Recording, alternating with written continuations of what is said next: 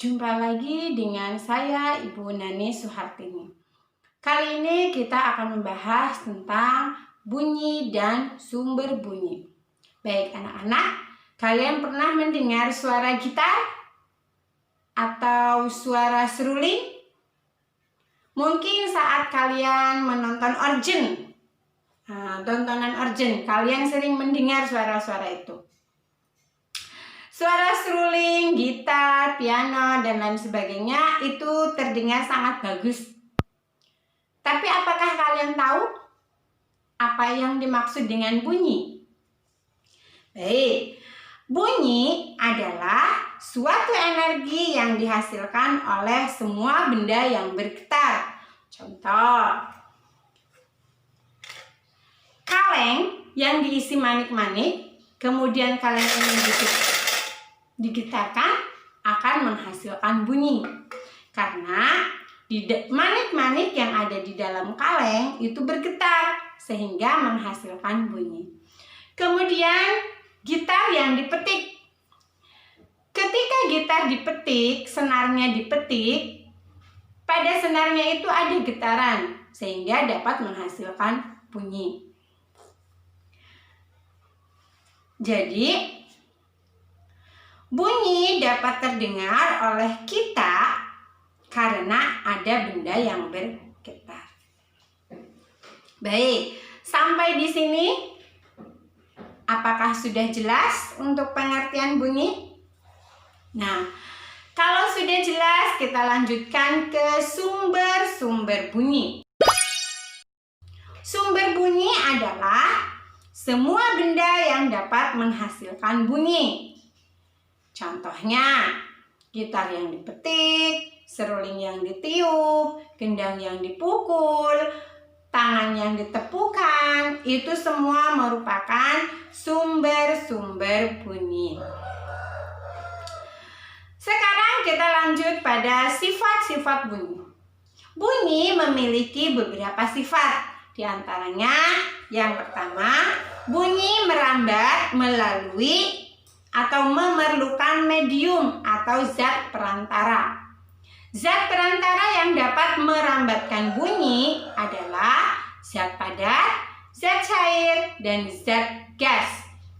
Contoh bunyi merambat melalui zat padat, yaitu ketika telinga kita ditempelkan di atas meja, kemudian teman kalian mengetuk-ngetuk meja, maka bunyinya akan terdengar oleh telinga kita.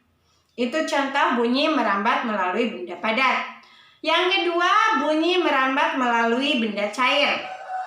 Contohnya, ember yang diisi dengan air, kemudian menggunakan corong, telinga kita didekatkan dengan corong, terus dari luar, ember itu diketuk-ketuk, maka bunyinya akan terdengar ke telinga kita.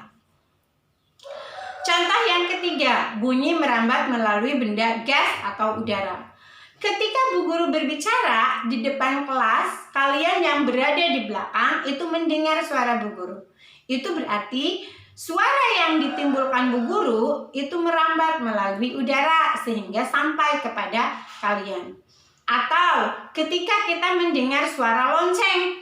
Nah, suara lonceng yang terdengar oleh kita itu merupakan contoh bunyi merambat melalui zat gas atau udara.